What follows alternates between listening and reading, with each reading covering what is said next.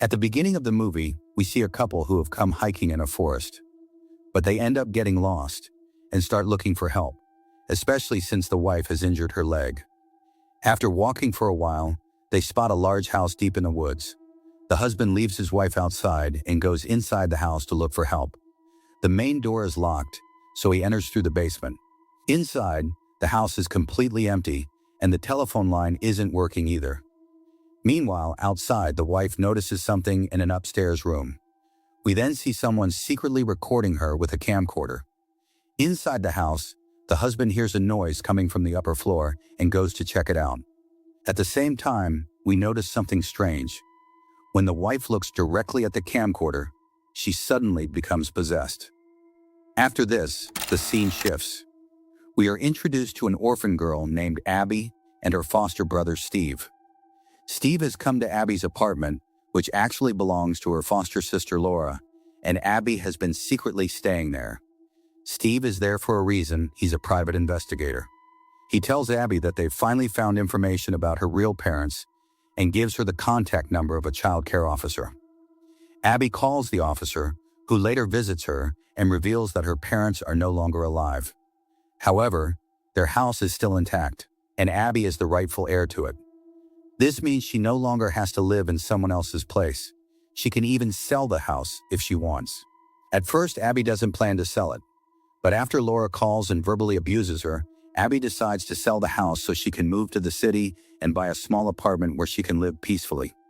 After this, without wasting any time, Abby packs her belongings and heads out to check on her house. The house is located deep in a remote, isolated forest, far away from the city. There's no taxi service available to get there.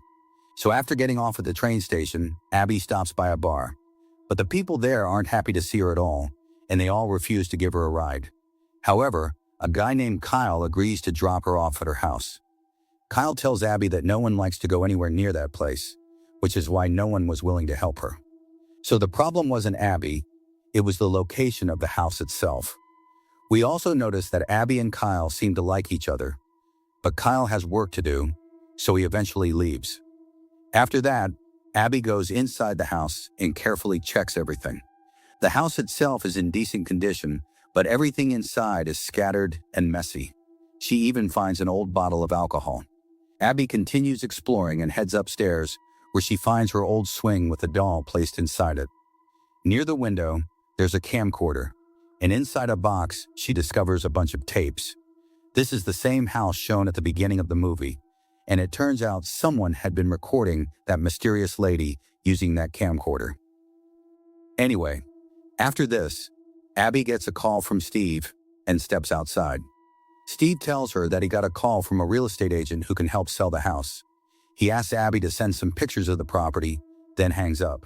As Abby heads back inside, she notices someone in the upstairs room, but she brushes it off, thinking it's just her imagination. Later that night, Abby connects the camcorder to a TV and starts watching the tapes. The recordings show her mother, Cameron, and her father, Jason. Seeing them makes Abby really happy.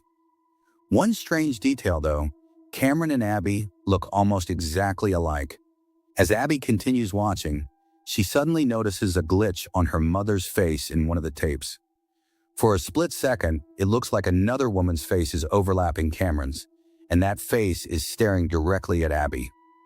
But Abby is too emotional and distracted to pay much attention, and she keeps watching the tapes until she eventually falls asleep.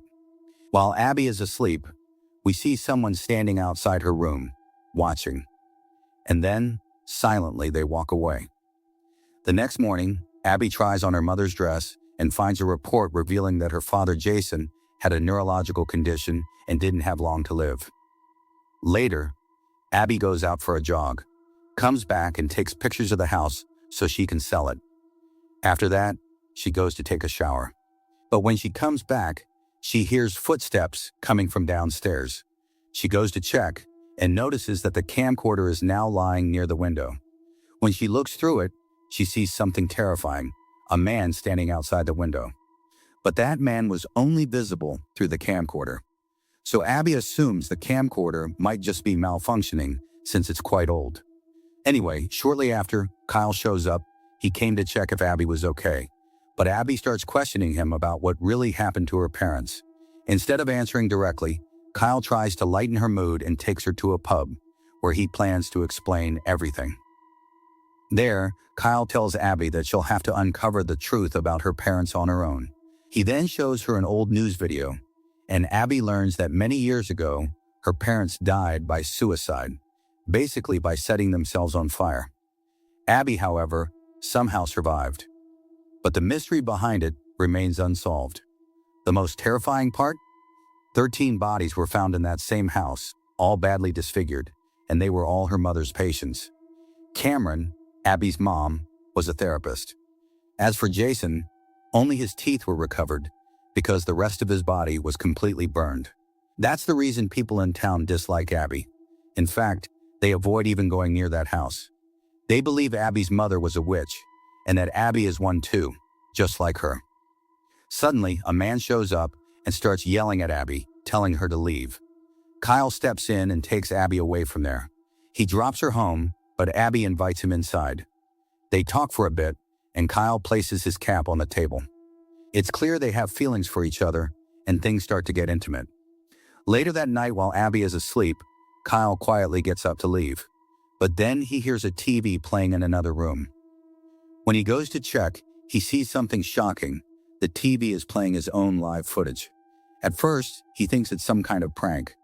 But the moment he looks toward the camcorder, something takes over him, just like the possessed woman from the beginning. On the TV, we see two demonic hands grab Kyle's face and rip it apart from the middle, but those hands are only visible on the screen. The next morning, Abby realizes that Kyle is nowhere to be found.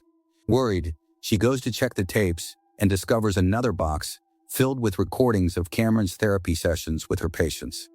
She first plays a tape of a man named Adam, and everything seems completely normal. But then, she plays another tape, this time of a patient named Kevin. In it, the man appears terrified. He claims that a demon is living inside his body. However, Cameron, who is Abby's mother, doesn't believe him. Suddenly, the man becomes possessed. His behavior changes instantly, as if something truly evil has taken over him and is now speaking directly to Cameron. The most shocking part? This evil entity somehow knows that Cameron is pregnant and that she's going to have a daughter. Then, out of nowhere, the man looks straight into the camcorder as if he's looking directly at Abby herself. Speaking through him, the entity tells Cameron that her baby looks just like him. Moments later, the man snaps out of the possession and starts reacting the same way Kyle did before. And just like that, the tape abruptly ends. This means that the demon had already seen Cameron's future, years ago. Terrified, Abby tells Steve everything. Steve urges her to come back, but Abby refuses. Instead, she starts going through Cameron's notes. In one of them, it's written that the camcorder itself might be evil and that it can somehow see into hell. Abby then picks up the camcorder and turns it on, deciding to record everything. But what she sees through the lens shocks her. There are bloodstains all over the walls of the house. On one wall, there's a strange symbol, the symbol of Baphomet, possibly a sign of the devil himself. Still holding the camcorder, Abby slowly makes her way up to the attic, where she finds a lone chair. As she scans the room through the camera, she suddenly sees something behind her. Terrified, Abby runs out of the house. Outside, she runs into Kyle's sister Paige, who has come looking for him since he never returned home the previous night. She reveals that Kyle had posted online saying he slept with a witch, and that witch was Abby, who was seen sleeping in the post. Abby insists that Kyle left the house the night before. But inside, Paige notices Kyle's cap lying on the table. She doesn't say anything and quietly leaves. After Paige is gone, Abby discovers more recordings in Cameron's notes, this time involving a man named Dr. Frank. In the recording, he warns Cameron that the camcorder itself is evil, and that the same demon that possessed Kevin may have now turned the camera into its vessel. Frank tells Cameron that until the camcorder situation is fully dealt with, she must not record any patients using that camcorder, because it could cause serious problems. Meanwhile, we see Paige, who has secretly entered a house. She hears a noise coming from the attic, so she goes upstairs to check. There, she finds a camcorder lying on the floor. When she plays it, she witnesses Kyle's painful death. Suddenly, someone knocks Paige unconscious. On the other side, Abby finds another box that belonged to her father, Jason. Inside, there are a lot of tapes. When Abby brings the camcorder down from the attic and starts playing those tapes, she realizes that everyone Jason had recorded with that camcorder was killed by the demon, including her own mother. The same hands that tore Kyle's face apart belonged to that demon. In the final tape, Abby discovers something shocking. Her father, Jason, actually intended to kill her. But Cameron had already put Abby into a safe state beforehand, which is why Jason recorded Cameron with the camcorder. Later, the demon killed Cameron as well. After seeing all this, Abby is terrified. She goes outside and starts burning all the tapes in the camcorder. But then she remembers that her mother is still inside the house. Wanting to see her one last time, she decides not to burn the camcorder. Meanwhile, Steve is doing his own investigation. He finds out that 2 years ago, a man escaped from a mental hospital, and that man was actually Jason, Abby's father. Yes, Jason had pulled out all his teeth and placed them on another man's body, removing that man's teeth to make it look like he was dead, essentially staging his own death. After escaping, Jason eventually lost his sanity due to a neurological condition and was taken back to a mental hospital, though no one knew his true identity. But when Steve matches the photo, he realizes that the mental patient is Jason, Abby's father, who has been secretly living inside the house ever since he escaped. That means from the very beginning, the person recording everything with the camcorder and the shadow people kept seeing was Jason himself. In fact, the one watching Abby while she slept was also Jason. Anyway, using the camcorder, Abby is now able to see the spirits of everyone who was killed by the demon inside the house. She even sees her mother Cameron's spirit and follows it all the way to the barn. A terrible stench is coming from inside the barn. As Abby follows Cameron's spirit into it, she finally comes face to face with her father Jason. And there, we also see the dead bodies of the couple who were killed at the beginning of the movie. Anyway, Jason knocks Abby unconscious and ties her up. At the same time, he had already tied up Paige, meaning Jason was the one who knocked Paige out too. Now, he places that camcorder in front of Paige and turns it on, and the demon kills Paige as well. Basically, Jason was offering everyone as sacrifices. Just then, Steve arrives to save Abby and starts searching for her inside the house. But Jason knocks him unconscious too. After that, Jason returns to Abby and throws a pair of scissors in front of her before walking away. Abby still doesn't realize that Jason is actually her father. She manages to free herself, and as soon as she gets out of her restraints, she notices Steve's car parked outside. She quickly runs back into the house, grabs a knife, and heads upstairs to the room where Steve is. There, Steve is chained up, and Jason is standing nearby holding the camcorder. He tells Abby to throw the knife, and she does, because she knows exactly what can happen if the camcorder is turned on. The moment it's activated, the demon would kill Steve too. That's when Jason finally reveals the truth. He's her father, and everything he's done was to save her. He tells Abby to turn on the camcorder and sacrifice Steve. And now everything starts to make sense. Jason wasn't actually killing those people, he was sacrificing them. Those sacrifices are the reason he's been alive all these years. His condition is genetic, which means Abby has it too. And he's been trying to save her the same way, by making sacrifices since her childhood. Abby is completely confused and doesn't know what to do. Just then, she sees Cameron inside the camcorder, who tells her to turn it on if she wants to survive. But instead, Abby turns the camcorder toward Jason, and the demon kills him. As Jason collapses to the floor, the camcorder falls and ends up facing both Steve and Abby. Abby quickly turns it off. This reveals the demon's real trick. It manipulated them into making countless sacrifices. It had already convinced them that Jason's condition could pass on to Abby, forcing them to keep sacrificing people just to stay alive. As mentioned earlier, Jason could have died at any moment, but these sacrifices kept him alive. After that, Abby frees Steve, and the two of them leave the house. Abby tells Steve everything, that she has the same neurological condition as Jason. Then, they burn the camcorder. Later, Steve goes back inside to collect his belongings.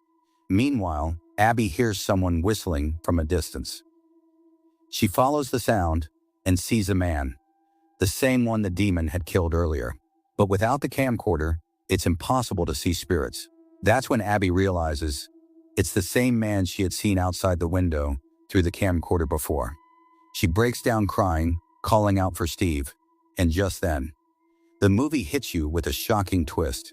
Steve runs out onto the balcony, where Abby looks up and sees the spirits of Jason and Cameron in the upstairs window.